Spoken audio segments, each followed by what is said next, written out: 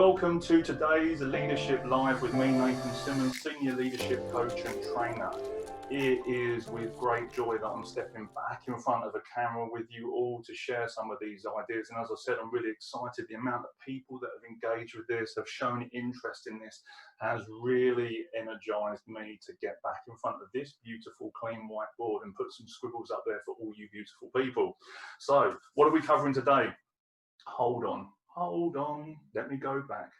While we're getting ready, the first thing I'm going to say for you all is if you have not signed up for next week's training session, if you have not seen the links in the event page for next week's session, in the comments in a second is going to drop in there the link for next week's session, okay? Next week, we're going to be covering the leadership development coaching model. 4-stage concept that's going to really push your leadership skills. There are some horrible questions in there that I've put together for people. And I say horrible because they're going to make you feel uncomfortable when you answer those questions. But where that discomfort is where the growth is. It's really important we understand this. Now, a car doesn't move without friction. You need a certain amount of heat. You need a certain amount of combustion to create that momentum. And the questions that are in this model that I'm going to take you through next week are going to put and create that combustion for you. So wherever you are in your leadership journey, it's going to really develop those next steps, that self-awareness and the understanding of how you're going to build that. Good. The link is there. Copy that link. Go and sign up. Get ready for that because that's going to be next week, 1 o'clock next week GMT, next Tuesday, me back in the room. Right, where are we today? First things first, housekeeping. Has everyone got their mobile phones with them? Hold them high. Has everyone got your phones? Let's see them. Carly, you're shaking your head like you've never had a mobile phone. What's? Ah, okay. Look, light up the little aeroplane. Get the little aeroplane lit up. Zero out the distraction. 100% attention on what you're doing here today and what you're going to be learning. Get rid of all of your email. I'm just going to double check that I've got rid of mine. No, that would be really embarrassing. Get rid of your WhatsApp, your Facebook, your email. Get rid of it all, because the moment you get a ping, beep or buzz, your concentration's gone. You're going to be thinking about who's just messaged you rather than thinking about actually what you're getting into here. So it's really important we do this. Other thing, make sure you've got a drink, make sure you're comfortable. Let's get into this. What are we covering? 3 things. Some foundational concepts here around coaching tools for leaders. How many people here, let me see in the chat box, yes or no, how many people here have been on a coaching course at some point? Let's light up the chat box, get the fingers moving. Yes, yes, yes, yes, yes. Good, we've got some thumbs up. Absolutely. We all go on these courses and we get taught these high-level concepts and approaches, but we don't get taught the intricacies. So that when we go back into the work environment, we start using these tools and then we wonder why they don't actually work. Or we wonder why, worst case scenario, we ask what we think is the right question, but we deliver it in the wrong way and we end up with people crying at our desk. Who's had people crying at their desk because you asked them the wrong question? Who's had this at some point in their career? Yes, yes, yeah. It's going to be the same people that said they've been on a coaching course to say yes to this. Yeah, it happens, but we don't get taught these small details. And then we think, wow, maybe those coaching tools aren't all they're cracked up to be. Do you know what? I'm going to go back to doing what I was doing before, which was telling these people what to do, and then just getting myself wound up because I'm the one that keeps telling them what to do and they're not thinking for themselves. Everyone else had this experience at some point. Yeah, good. So what we're going to be covering, the foundational concepts of coaching. I'm going to touch on this today in the time that we've got together. But I'm going to show you some nuances that are going to enable you to use those questions and those approaches in a much more holistic, wholehearted, and goal and people-centric way that's going to help you to get results with them. But at the same time, when I teach you these tools, they're exactly the same tools that you use on yourself. It's exactly the same questions that you use on yourself that wind you up, that you use on other people that wind them up. So there's certain questions you ask yourself that cause a certain amount of frustration and agitation in your own head when you're caught in certain tricky situations or challenging circumstances. Everyone had this experience probably over the last 6 months. No, we know that some people are going through redundancies, losing jobs or whatever it is. And then you start asking the questions in your head, and what happens? You start going into a negative spiral because of the questions you're asking yourself. Everyone experienced this at some point in the last 12 months. Good. So we're going to cover that, foundations. I've got my agenda down here. I'm just looking down here to make sure I cover everything off. We're going to cover the foundational concepts of coaching and the nuances to deliver on it. I'm also going to cover the key reasons to tell and when not to, because this is a very common mistake with coaching practice. Like I say, we go back to the old habit. So rather than ask the question, we just start telling people what to do.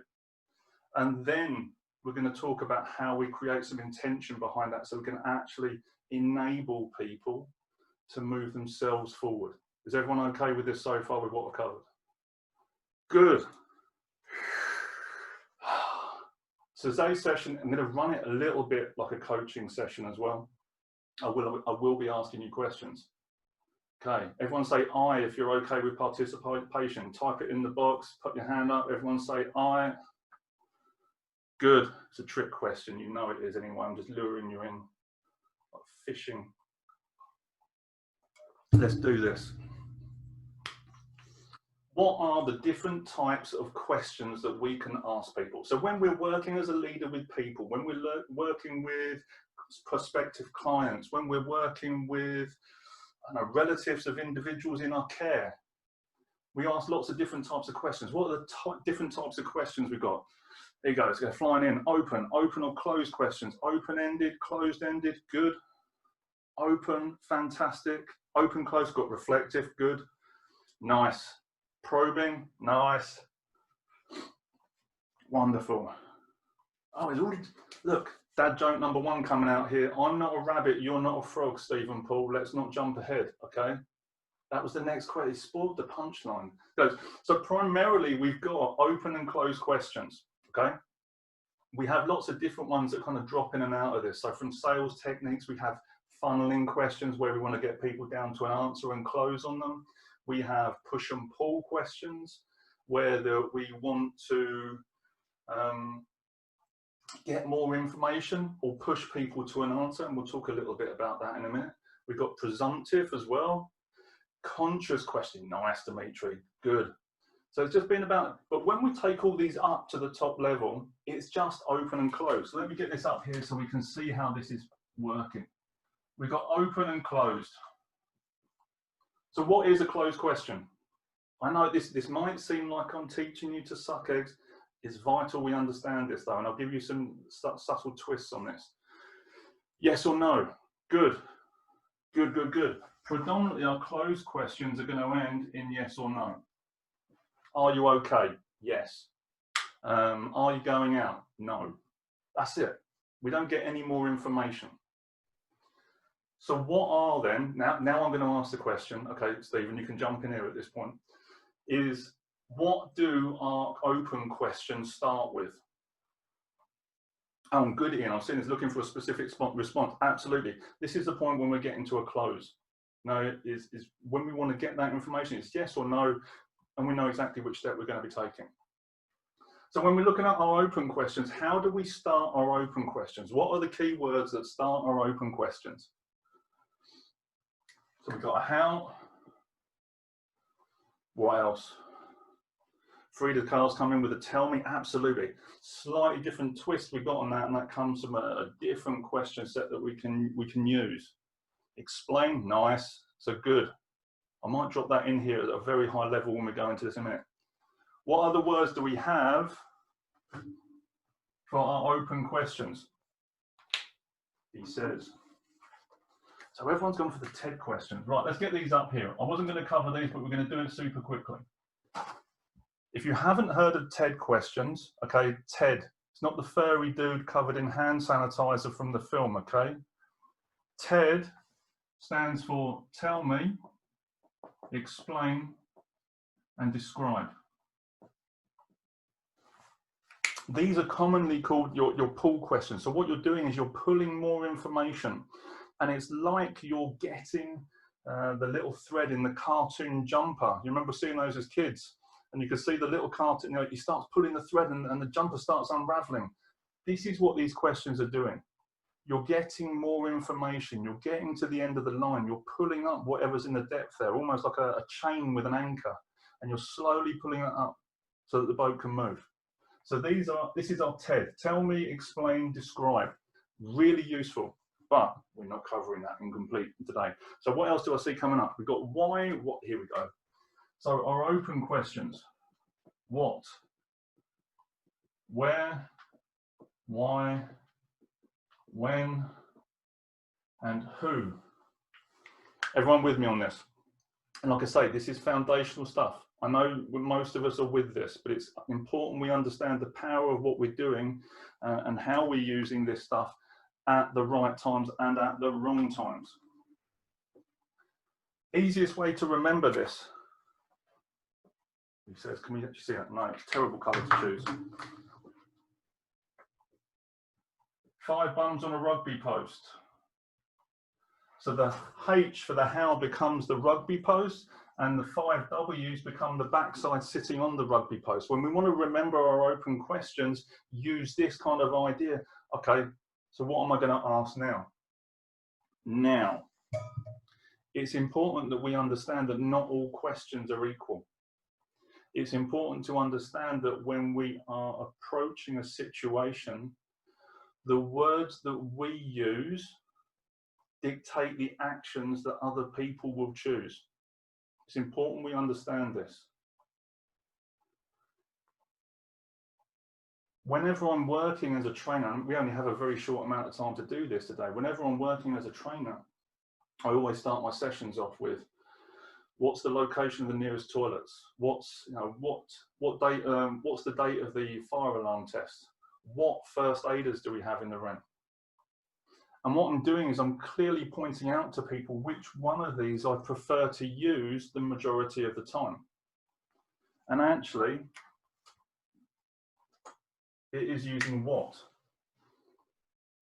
All of these questions, and you'll see why I'm going to this point in a minute, all of these questions here can be turned into questions that begin with what.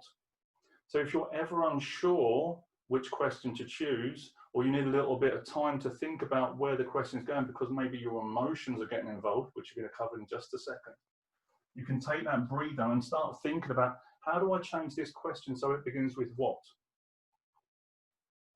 And also, if we've suddenly started using our started using our closed questions, and we're not giving the person enough time to think, we can use our time to then pause and just step back.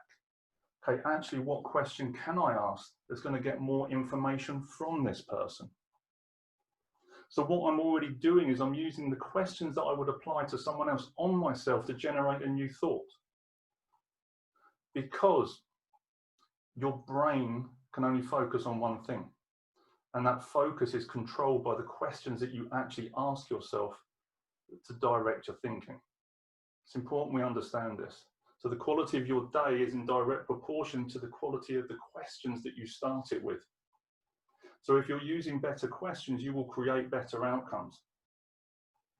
So if you're unsure when you're working with a client, when you're working with a candidate, when you're working with a coachee, I'm stuck, I don't know what's the best thing here, I feel like I'm getting ahead. Okay, what question can I ask right now that's going to make this better?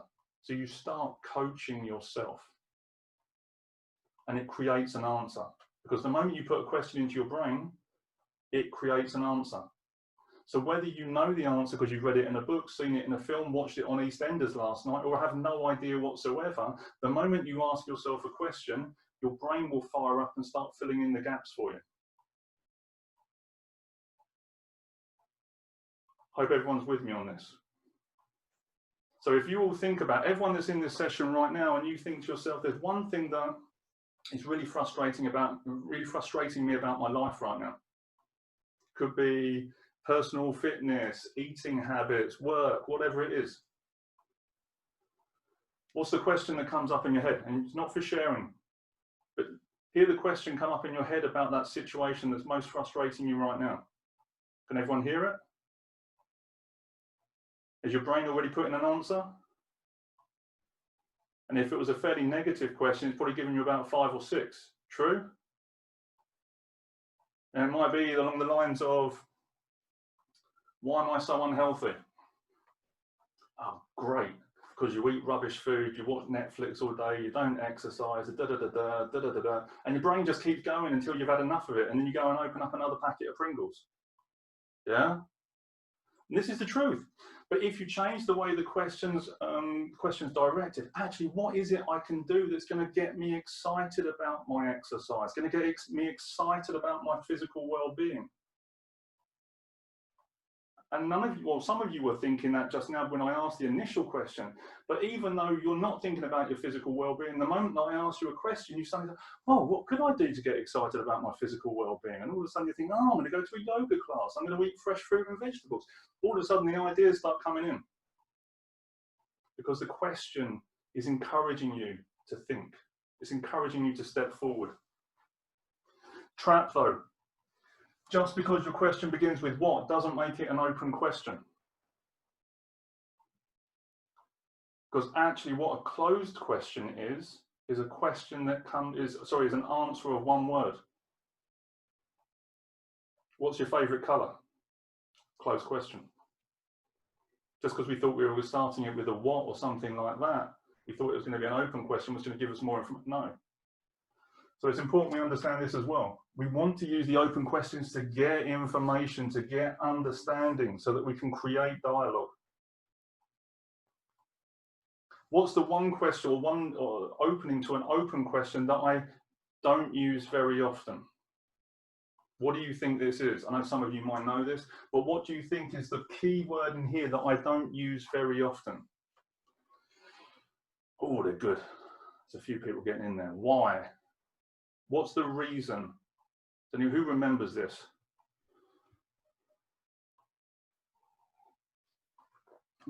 Hold on, before we spoil the punchline, let's go back into this. Thinking about this, there's a way we open this question.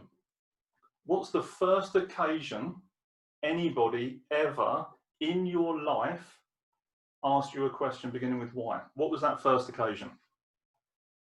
Put it in the chat box. What was the first occasion anybody ever asked you a question beginning with why? As a kid, parents, good. Did something wrong as a kid? Everyone with me on this? Has everyone gone to this place? Why did you do that? Or why didn't you do that? Fantastic. What was the next person to ask you, that you remember, to ask you a question beginning with why? Good.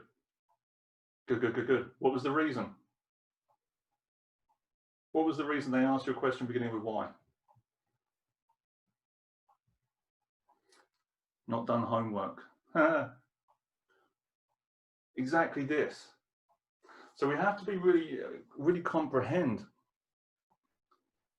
what emotions are coming up when we think about this. How we feel when we ask these questions. So if you ask a child, and even go back to remembering yourself, as being 3, 4 years old or 6 years old and being told off. Or you look at other children that are, why didn't you do that? What's the first thing that they do? What's the normal response? Defensive, defensive, defensive, boom, everyone's in there, good. Shut down, don't know, defensive. Exactly this. So from the moment we're about 2, 3 years old, we start getting asked questions beginning with why. Why did you do this? Why didn't you do that? And the emotions start to come up, yeah? And then what do? We start making excuses. Oh, it was Billy next door. Oh, the dog ate my homework. Oh, it's this. Oh, it's that. Blah, blah, blah. All this defensive stuff comes up. We start to justify our actions. We start to validate who we are.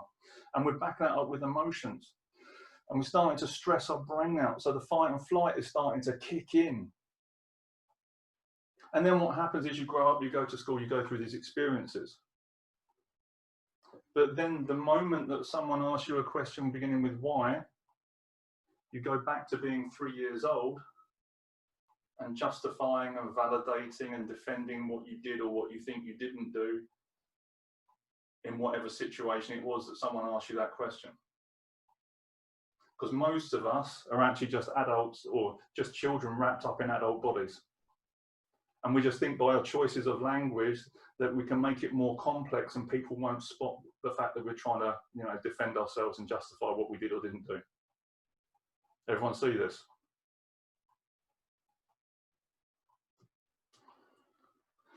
After one of my trainings, I have changed the way that I speak to my kids. This is exactly it. And, you know, and this language translates, or this behavior translates into every single language around the world. Doesn't matter where you're from. It's always questions beginning with why. Yeah, warum, por qué, whatever. It always comes back to this. So if we need to be mindful of when we use what questions beginning with why. It's not about never using it, it's about using it intelligently. We are, and this is the way that I remember this, is we ask what to find why, never why to find what. And the reason I say we use it intelligently is because, you know, it is about emotions. It is about getting more depth.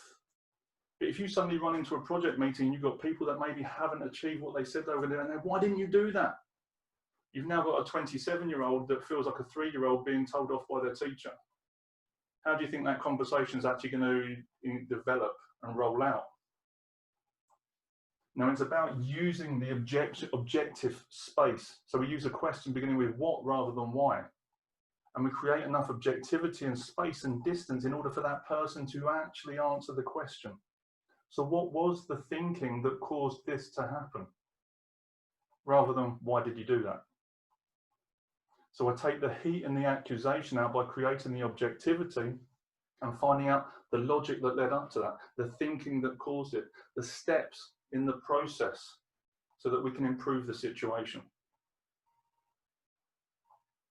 But not many people get taught this in a coaching class. So we go flying into it, I'm going to ask open questions, and then we just piss everybody off. Yeah, brilliant. It's not the way to operate as leaders. Okay, just saying.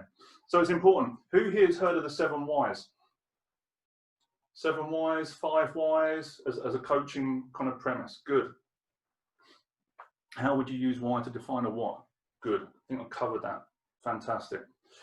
7 whys, phenomenally powerful. Predominantly, it is used in Six Sigma and lean methodologies. Yeah? Why? Because processes don't have emotions. You can use as many why questions as you like because you're not going to piss them off. They're not going to get upset that you've asked them these deeply emotional questions.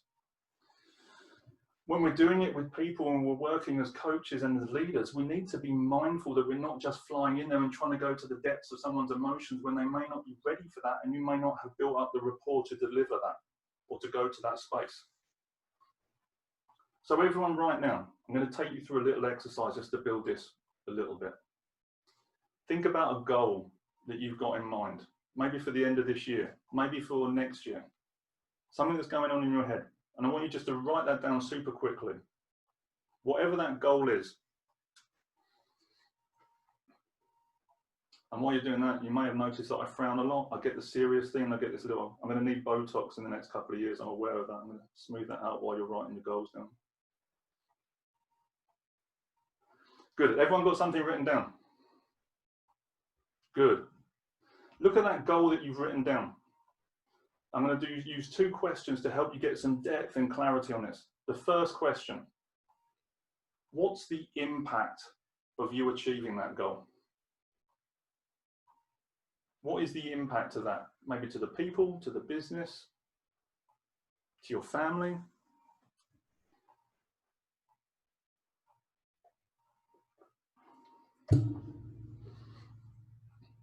Good. Good work, Ian. So you've got that. So you can see your goal and you can see what the impact of that is. Okay, great. Now let's use a why question. Why is that important to you? So looking at that impact, why is that impact important to you?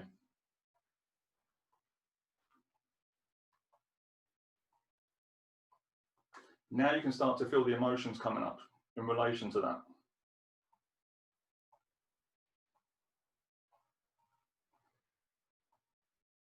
Start to feel the subtle shift of the questioning. So I've opened the door here of what's the impact of that, because you don't know, or some of you know, some of you don't. What's the impact of that? Okay, that's a nice creation of space where we can get objective about this. Why is that important to you? Now we can go into the emotions. Everyone see and feel the difference here. And if you don't, say no, I'm okay with that. So, we don't just ask 2 questions though, this is 7 whys. What we want to do though is we want to layer these questions in couples all the way down. So now you can see why that's important to you. Then we can ask the question again, well, what's the impact of that? Of that importance, of that relevance, whatever it is, or why the impact, why is that impact important? What's the impact of that why? So now you can start to feel your thinking starting to shift down another level as you get another level of depth on it. Everyone with me on this?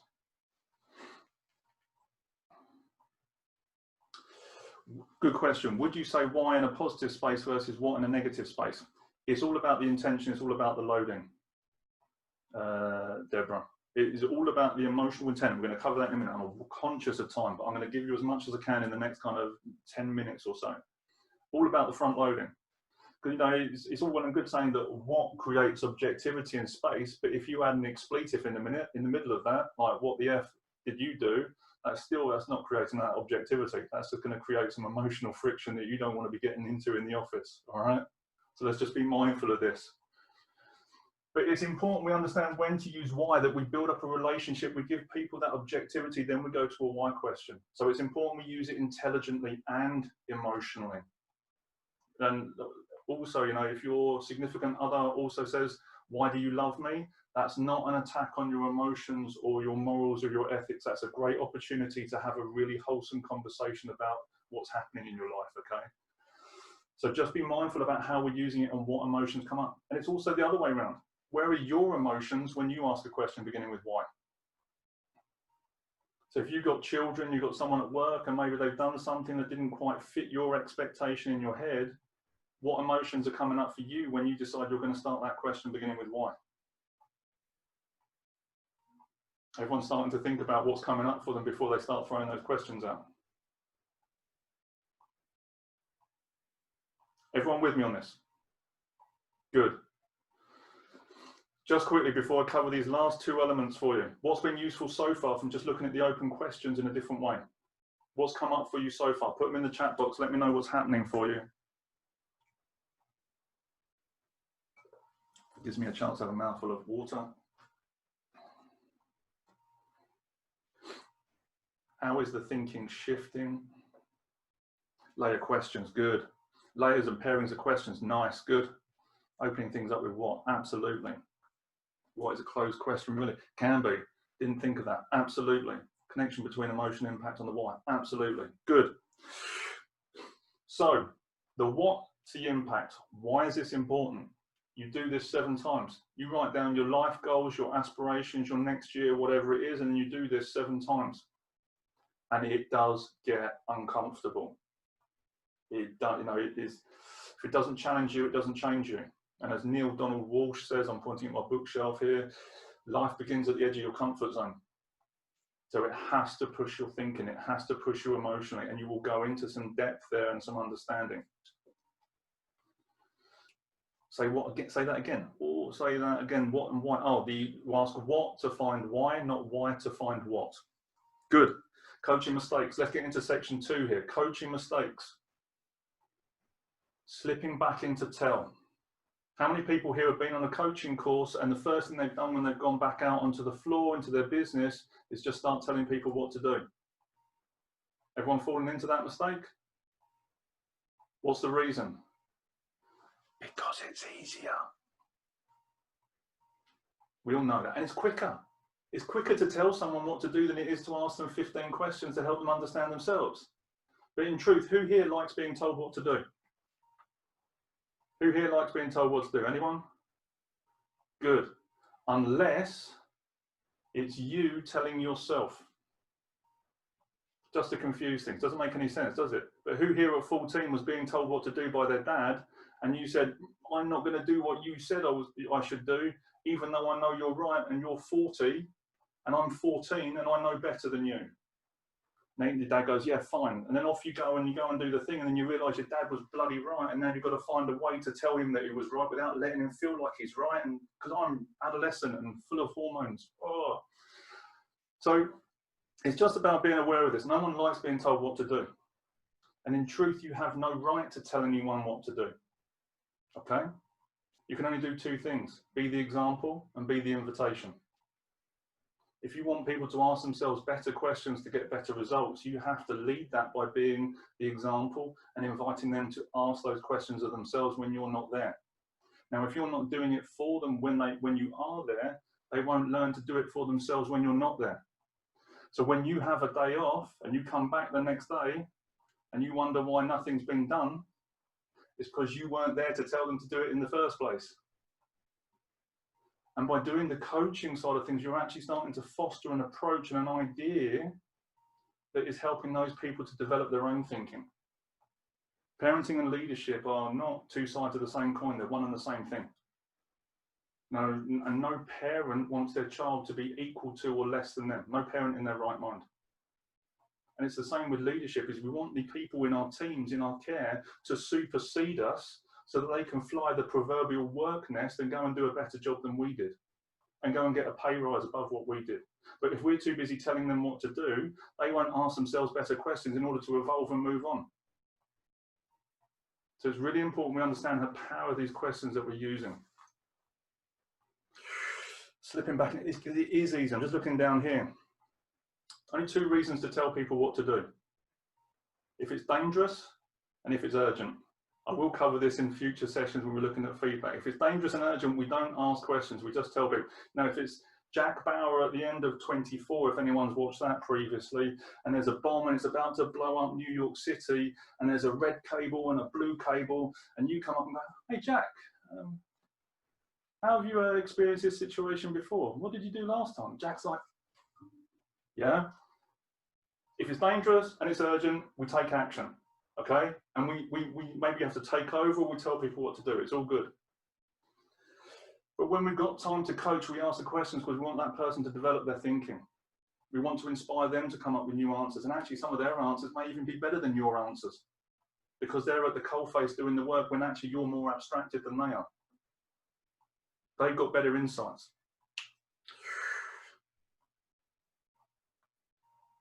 And also to be aware of,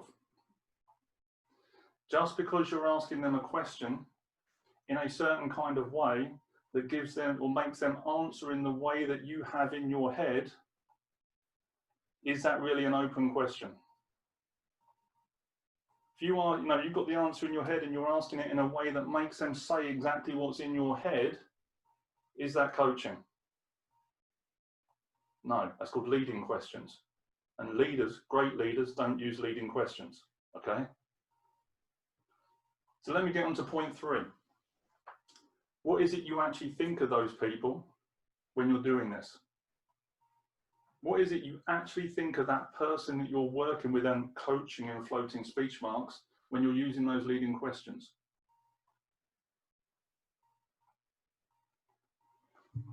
Let's see what comes up. People are starting, I can see the cogs turning.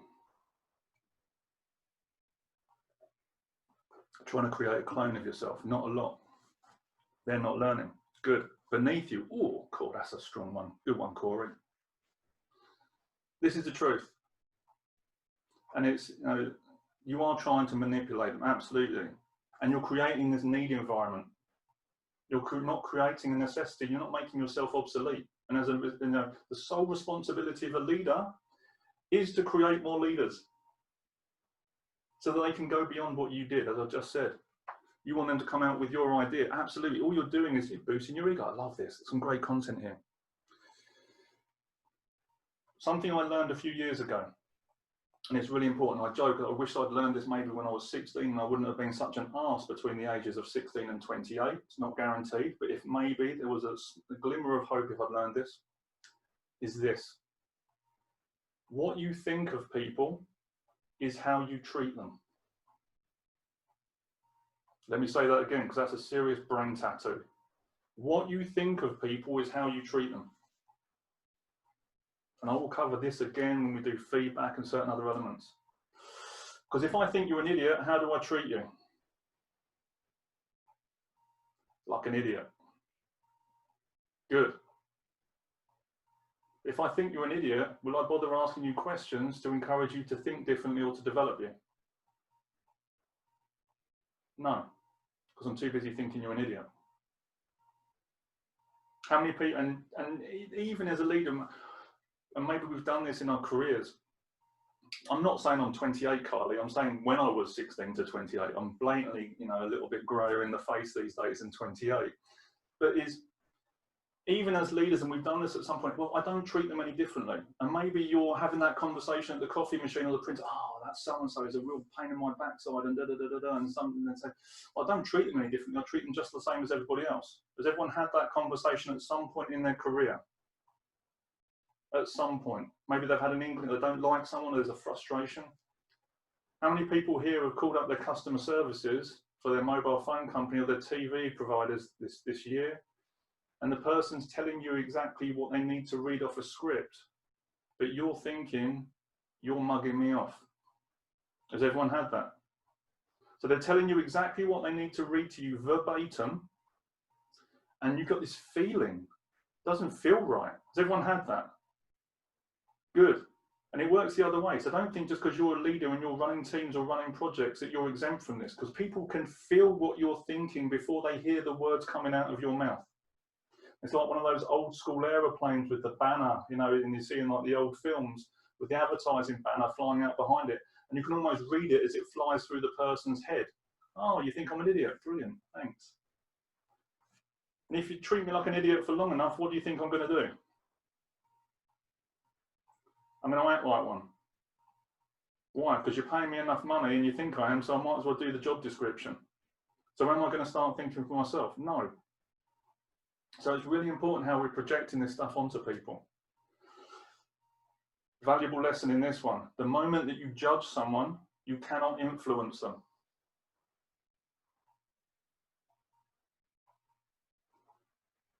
Because the moment, like I say, the moment I think you're an idiot, I treat you like one, and you become one. Because what I think of you is how I treat you. And this isn't just stuff that I heard in the last few years, by the way. This is written in the Bible, the Quran. This is, you know, this has been around for thousands of years.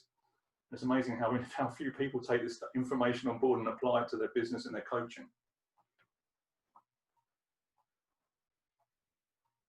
So it's really important we understand this.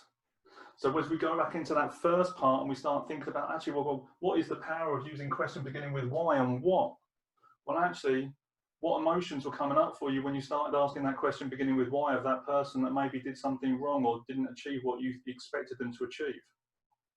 What was it you were thinking of them before you started to create the words, before you went into the conversation? What was the emotional driver and the intention that was forming and crafting the conversation that just happened? And as a result of that, what questions did you use to help that person get themselves to where they need to be? Hope this is useful. It's a slightly different twist on the coaching foundations. Really important that we get this though. Good, crikey, definitely overrun. I tried to squeeze in too much information. Okay, next week I'll do a little bit less. What has been useful from what we just covered? Look, it's 22. What's been useful from what we have just covered in the last 35 minutes or so?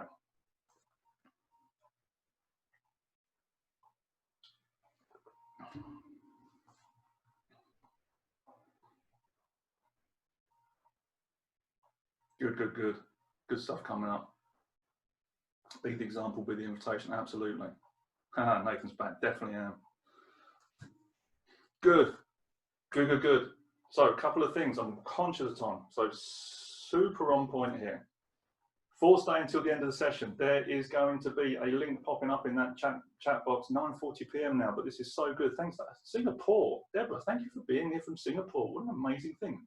Any chance you could use Jedi mind tricks? Yes, I can, Ian. Yes, I can. It has been known. I need to get something on a piece of string that floats in and grab it out of the air like a lightsaber. That would be some cheesy CGI right there. So look, for staying on until the end of the session, there's going to be a download. There's a link there. Oh, there's a couple of links come up. Oh, no, sorry. Anna, my wonderful wife, is helping me on this. Udemy link. There's a code there. There's a link there. What I've done is I've built a 2.5-hour coaching session. It's all about the Grow coaching model. It takes you from foundation to advanced. It takes you through some of the nuances of questions, things to include when you're doing the Grow coaching model, different approaches, different mindsets that aren't commonly taught. 2.5 hours worth of content there. There is a promotion code there for you to go into Udemy and get that. And I believe I've got it in there at $9.99 right now, rather than the $69.99 that it's in there for normally. Okay, so if you want to jump in and grab a copy of that, you're very welcome to for the $9.99. I think that's it, other than the download. How your questions can affect someone. Absolutely. Good. So good. I'm thankful for the contents coming out.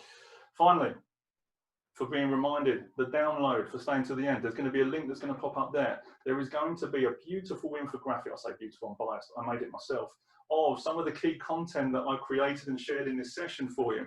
It is there. You can go and put your email address and download the infographic just to remind you of some of the key elements that we've covered, some of the key quotes to help you keep this thinking in your head and start reapplying it. Jonas says, always consider the emotional side of questions. Good. Just check everyone, check your emotions before you dive in. The only reason you're getting agitated is because the internal expectation hasn't been met with the outside reality. Just because what you think in your head isn't being met from the outside world, you get a dissonance, which then causes you a frustration. But it's just, the outside world's never going to meet you inside of your head. Now, if you're trying to project perfection into everything, perfection doesn't exist. It's the lowest level of attainment. You can never achieve it. So actually, there's always going to be an offset or a dissonance when you're doing this. And people work in different ways, different communication styles. And that's why we call it life, and we have so much fun when we play the game. Good to be here. Hope this is useful. Scale of 1 to 10, 1 being pants, 10 being phenomenal. How useful was this for you? Got some 11, Carolina, thanks. 10, 15. Wow, Frida's going in. Thank you. Look, everyone, you're very, very welcome. As I said, if you haven't signed up for next week's session, it is in the LinkedIn, in my events on my page. I think I've already put the link in there onto the event page for this session. Please sign up. Go and grab a copy of the Grow Coaching Model if you want that. Vinny's in with 100. Good to see you, Vinny. Please use this stuff. When we get in next week, please drop in the chat box immediately. Let me know what's working, what's changed, how you're talking to your kids, what's going on. All of this stuff, really important to me. And I look forward to seeing you next week. Thank you very much, everybody. See you next week. Ciao.